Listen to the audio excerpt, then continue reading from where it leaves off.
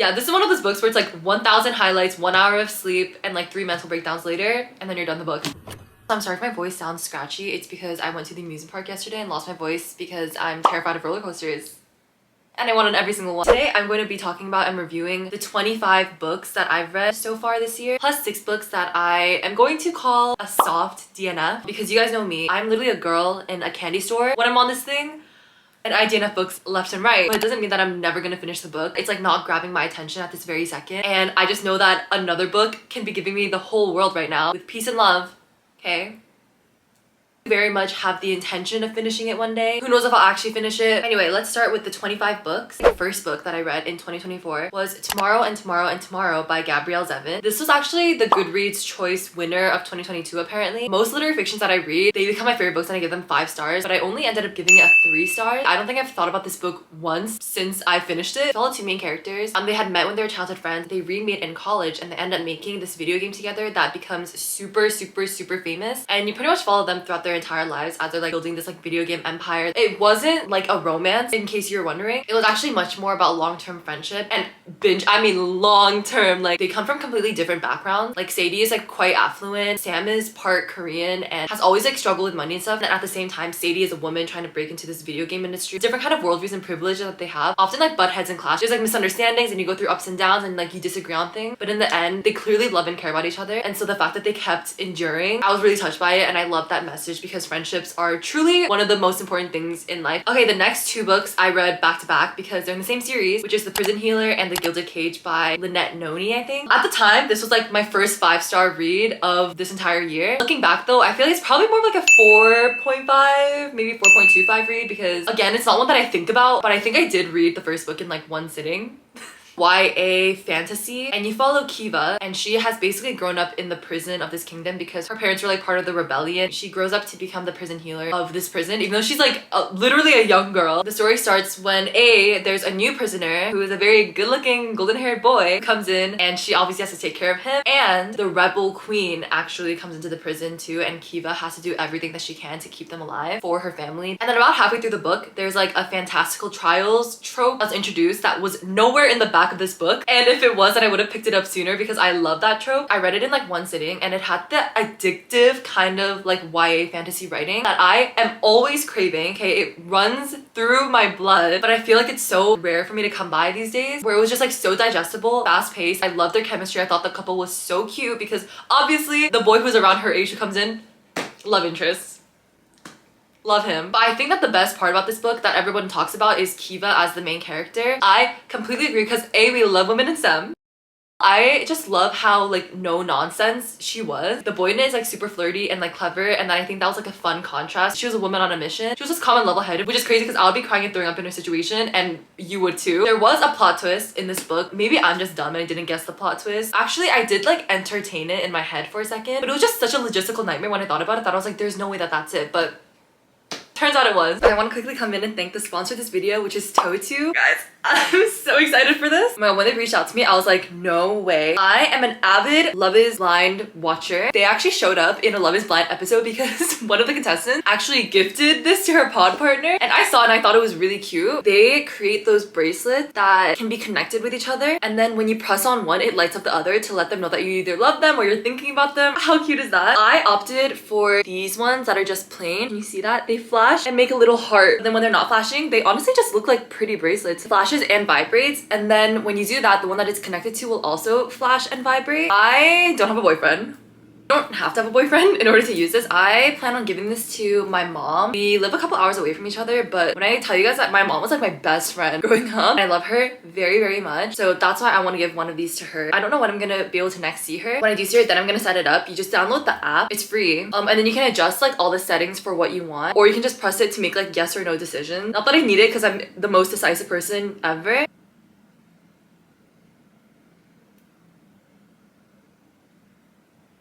And there you go. Isn't that so cool? They come with their own little chargers too, which I thought was really cute. I think this would be such a cute like girlhood best friend gift too. Okay, I also just wanted to show you all the options that they have because they're so cute and I had such a hard time deciding. But I feel like the mountain and sea ones are really cute. Also, there was a whole section just for moms, so you can look that if you want. And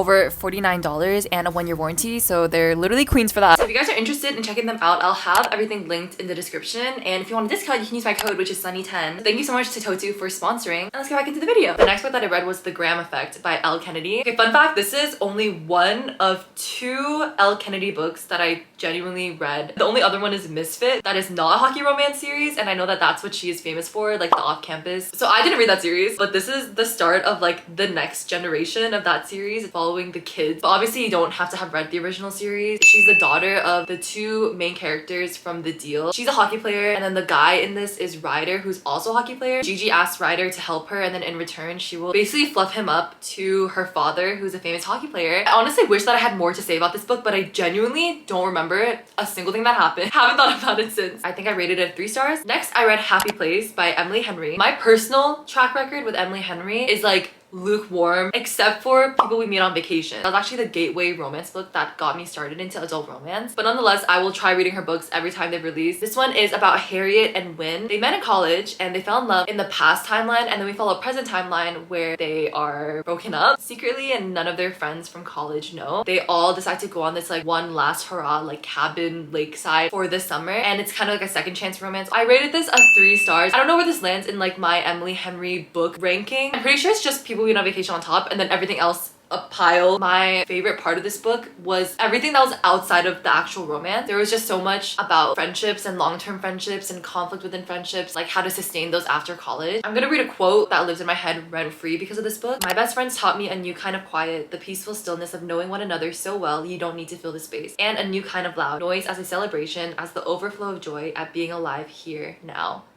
In terms of the romance, it was actually my worst nightmare come to life. I don't mean that as a bad thing though. I think I did connect with it because it is my worst fear. And sadly, I think something that happens quite a lot. It's just really real like life stuff. But the book as a whole didn't like super hook me. I guess I'm just not an Emily Henry girl. I don't really know. I am a People We Meet on Vacation girl though. So I stand in solidarity, I promise. Okay, the next book I read was Powerless by Elsie Silver. This is one of the middle books in the Chestnut Spring series. I didn't read any of the other books. The reason I picked this one was because the trope appealed to me the most, because it's childhood friends to lovers. Follow Jasper and Sloane. Jasper is like very cool, calm, collected, quiet boy, and then Sloane is like very sunshiny. In fact, her nickname is actually Sunny, which was a very pleasant surprise to me. Another fun fact is I actually read the entirety of this book during lecture, which kind of bit me in the booty hole because at around like the 60% of this book, that's when like there was like spice and smut in the book, and I was reading that in front of my professor. But up until that 60%, it was pretty slow burn. I haven't read the other books in the series, but I think you do get Jasper and Sloane crumbs. The only thing though is that I wish that we had actually gotten more of Jasper's backstory slash like relationship with the other boys. I think this entire book series is supposed to follow like a set of brothers, but this book is the one book where it's actually not a cowboy. Jasper's a hockey player. The reason that it's entwined in this series is because Jasper, he's pretty much like a pseudo brother. When he was a little kid, his family completely abandoned him and he was actually homeless, like living on his own, until one of the other brothers became friends with him and figured out his situation, and then the family like took him in. I was so compelled by that backstory and it made Jasper so interesting to me, but I don't think that we really ever got to like do a deep dive, because that is like such a canon event, the canonness of all canon events to canon event. Just like that emotional piece I feel like could have been milked so much and it didn't. So I think that I rate this like maybe a 3.5, 3.75 stars. Okay, next I read Most of All You by Mia Sheridan. I was actually so close to DNFing this book, but you know, I wanted to mentally check out during class and I ended up finishing it. Follow Gabriel and Crystal. Crystal's a girl who had like hard life circumstances that eventually brought her into becoming a stripper at a strip club. And one day Gabriel walks in and he requests like time with one of the girls, but not for anything sex related. He literally just wants a woman to help become more comfortable from the touch of a woman. I think that Mia Sheridan's writing is just like not really for me. I feel like some of the pacing in this book was like quite stunted. It just progressed so fast in a way that I didn't think was like very believable. But I think that Gabriel is like really sweet, like gave me cavities. I think I just rated it like a 3 stars, maybe like 2.5 stars. Moving into February, the first book that I read was All of Us Villains by Amanda Foody, another YA fantasy. There are these 7 families who all compete with one champion per family into pretty much like a Hunger Games battle to the death, and whoever comes out on top, their family has monopoly over all of the magic. I think that I ended up rating it a 3 stars. This was like a very like PG kind of book for like the stakes that it was, and maybe that's the reason why I didn't end up getting attached to really any of the characters except for one.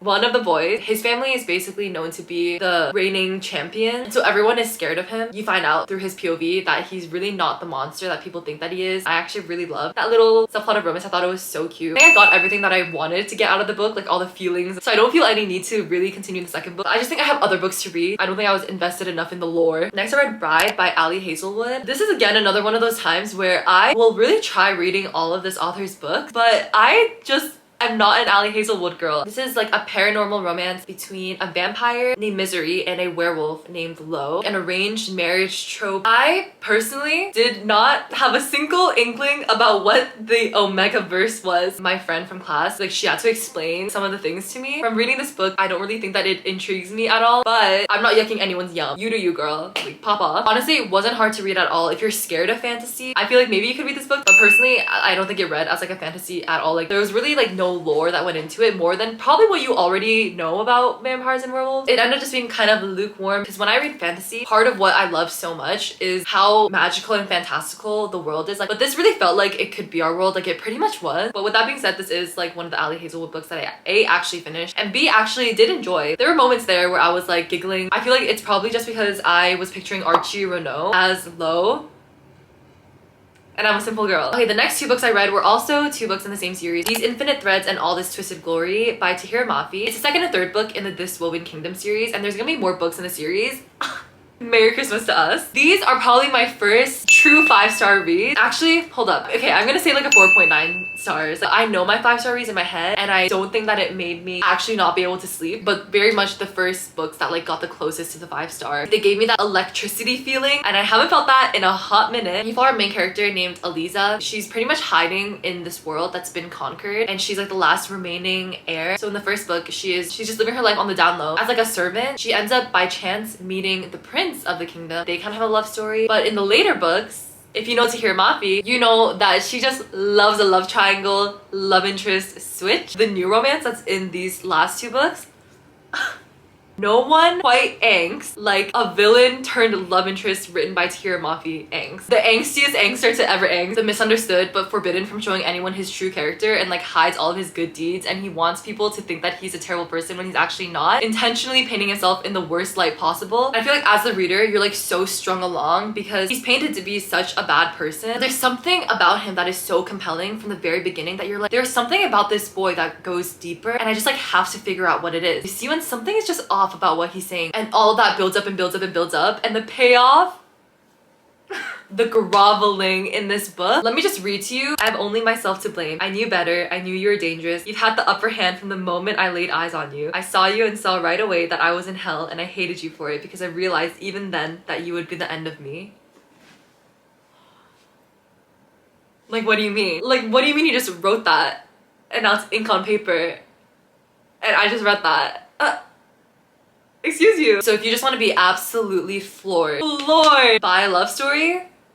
Moving on to March, the first book that I read was Tangled Like Us by Krista and Becca Ritchie. In the Addicted/Calloway sisters expansive cinematic universe, this is the second gen, and all their kids get a romance with a bodyguard, and this one is Jane and Thatcher's romance. I think I rated this book like a 4 stars. At this point, I have become very, very used to how Krista and Becca Ritchie write, and it almost becomes just a comfort read. I honestly love Jane and Thatcher. Jane is kind of like a quirky girl in like the most not pick-me way possible. I love that she's super smart, headstrong. He is very much like a follows all the rules kind of guy. The way that their chemistry was written actually had me Gorilla Grip Chokehold. Okay, next I read Ready or Not by Cara Bastone. This is about a woman named Eve, and she unexpectedly becomes pregnant, which before you click off this video, because everybody hates pregnancy trope, just hear me out. Basically, Eve has her best friend named Willa, and Willa has an older brother named Shep. Yup, it's best friend's brother.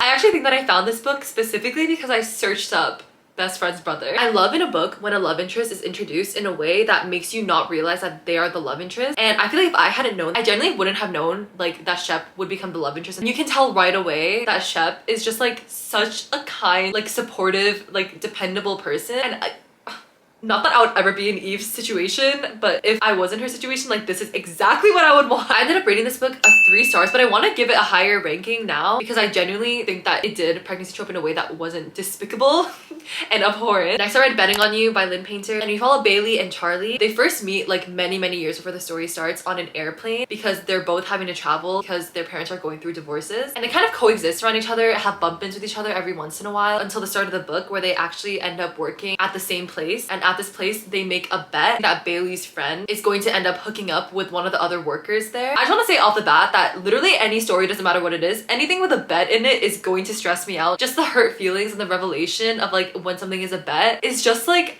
I don't want to see it. I think that the bet in general just like rubbed me the wrong way. It was essentially betting for or against the fact that Bailey's friend is going to cheat on her current boyfriend. I did not care about this bet at all. Also in general, Charlie as the main character, he rubbed me the wrong way straight from the beginning. He just came off like judgmental, and I think the point is that he is supposed to go through some character growth. But I don't think that even his final form holds a candle to any of Lynn Painter's other boy main characters. I also think that this book had potential to really delve deep into topic, but I feel like the bet plot just took away precious real estate, like their parents getting a divorce. It's a big part of the story, which is such a shame because I feel like that is something that a lot of young people like go through. Okay, now let's get into April. First, I read Worst Wingman Ever by Abby Jimenez. I love Abby Jimenez. It's actually a novella. Other romance writers also wrote in the series of novellas, the Improbable Meet Cute novella series. We follow Holly, who's a hospice nurse, and John is supposed to put a Valentine's card his brother wanted for his brother's girlfriend. Instead of putting it on his brother's girlfriend's car, he accidentally puts it on Holly's card. He ends up realizing that it's the wrong card and leaves a note apologizing, and she writes a note back, but neither of them know who the other person is. They never see each other at all. I think that a novella is the perfect medium for a rom-com book like this, at least for me. I don't want to see the third act conflict, and even with it just being a novella, it's still, of course, in Abby Jimenez fashion, managed to touch on like an emotional, deeper theme, which is about time. The one thing that you really can't get is more time. And so this novella was honestly perfect. It had a little bit of everything that I wanted, and I rated it a 5 stars. One thing about me is that I love a novella. Okay, next I read The Severed Tower by J. Martin Mitchell. This is the second book in the Midnight City series. It's basically a post-apocalyptic novel, and you follow Mira and Holt, who they met in the first book, and they end up having to take care of a little girl named Zoe. And in the second book, they introduce new characters. You explore like more of the world. But obviously, I didn't really care about anyone except for Mira, Holt, and Zoe. Oh, and their dog Max. The thing about this series is that the writing feels like you're watching an action movie. Genuinely, when you're reading the book, like I can see it all in my head as if it's being projected on like a cinema screen. And yes, this whole series is like quite formulaic. Alien invasion, the enemies to lovers romance couple, the lovable kid, lovable pet, but it's a formula that works on me. I will eat it up. I think just the ending became like very, I don't know, like convoluted to me, like space-timey, Jeremy Bearimy. So that's why I ended up giving it a 3 stars. And then I read The Sunshine Court by Nora Sakovic, and this 6 stars. You guys already know. This is the 4th book in the All for the Game series, which there is not a video long enough or the words for me to ever do justice this book series. So originally it was just a trilogy, and then the author pulled a Beyonce on us, and turns out there's more books in the series. This time following like a whole new set of characters, whole new place, whole new story. And I thought that nothing was gonna be able to follow up, but I loved The Sunshine Court so much. It was exactly everything that I loved in this book series. The characters, the slow burn romance. This whole series is about all these athletes for this fictional game called Xe. So you follow Jean, who did make an appearance as a side character in this book. He was an ex-Raven, which the Ravens, they're pretty much like the enemy team. Jean is saved from that team, incredibly traumatized, and he ends up having to join this other team, and it's captained by a boy named Jeremy. The slow burn romance is obviously just one part of the book, but it's my favorite part of the book, and the romance between Jean and Jeremy,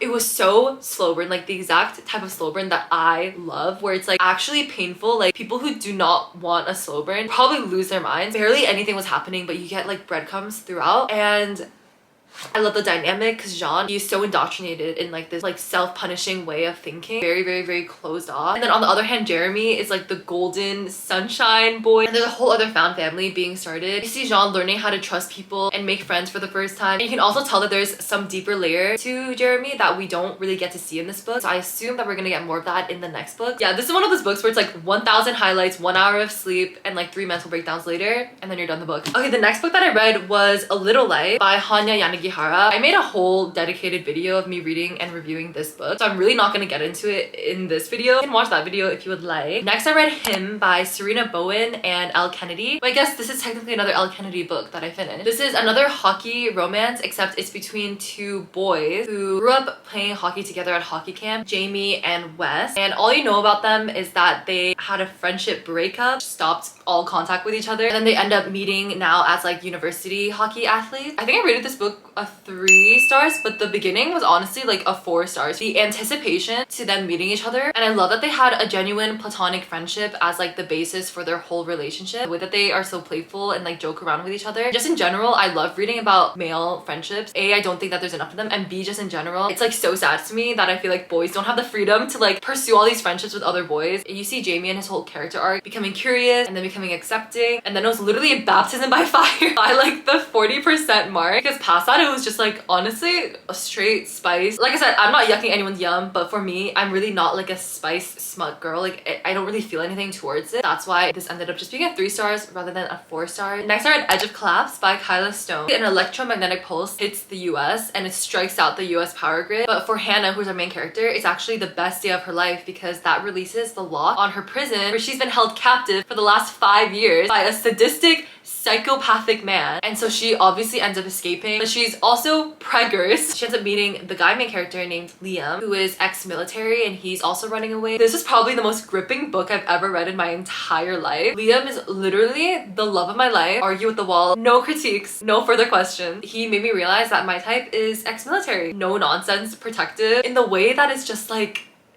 he doesn't even think about it. And that is what makes it so... I was on Goodreads and it looks like there's literally a million books in the series, so I'm in absolutely no rush to finish the rest of the series if I'm ever in like a really bad like reading slump or something. The next 3 books, I didn't read them back to back, but they're all part of the same series. Daisy Haites Magnolia Park's The Long Way Home and Daisy Haites The Great Undoing by Jessa Hastings. You basically follow all of these characters who are like the top 3% like socialites in London. Magnolia Parks is like the it girl, but she has always been in love with her childhood best friend BJ. So the Magnolia Parks books are about her and BJ, and then the Daisy Haites books are about Daisy and her brother Julian, and both of them are children of like a crime family. Each pair of books follow the same timeline, but it's just like different POVs. I came for Christian Hems in the first book, but then when I read Daisy Haites, I stayed for Julian Haites.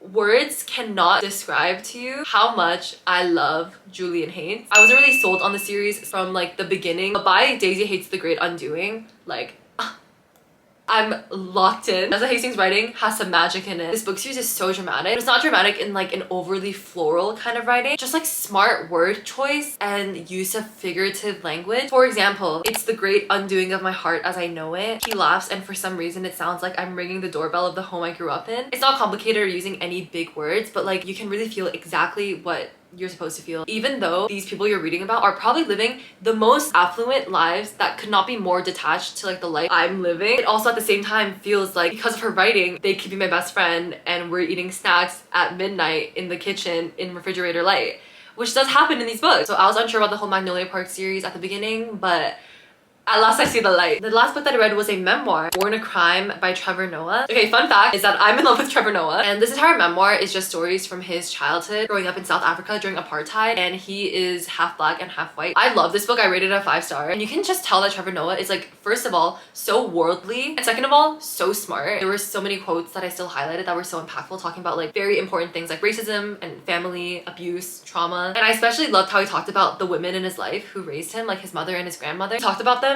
with such like empathy, even though it's clear that he had a very, very tough childhood, which I feel like is a very like you had to be there kind of retrospect for anyone who grew up with like immigrant parents. I think that that's why I could really connect to it. Okay, now let's get into the 6 books that I soft DNF. First is Picking Daisies on Sundays. This one I only got 20% of the way through. The reason that I DNF'd it was because I wasn't sold on like either of the characters or their chemistry as being childhood friends, and then obviously I bounced when I figured out that it was actually fake dating. Next was The Hurricane Wars, which I got 34% of the way through. This was like one of those books which I feel like a lot of romantasy books low-key fall into this trap where it seems like each of the characters aren't anything more than the trope that they're supposed to be. And next was The Familiar by Leigh Bardugo, which it pains my heart to say that about a Leigh Bardugo book. I got 68% of the way through. None of the characters in this story was likable to me. This is also an adult book, which I feel like is a completely different vibe from like her young adult books, which is obviously fine. Give the woman her coin. I also wasn't sold enough on the romance subplot. Cities of Smoke and Starlight. I think I got 82% of the way through. I honestly love this book. I'm obsessed with the trope, putting together like a jigsaw like heist team. It's like Ocean's 11, like everyone has a role. And it's like an enemy celebrity between the pilot and the academic. But then right at the 82% mark, this book pretty much like became like a whole other book, like, which is fine. I just like wasn't in the mood for it, so I'll finish it later. Ruthless Vows by Rebecca Ross, which I got 49% of the way through. And the reason that I softened up this book is because this is the point where the characters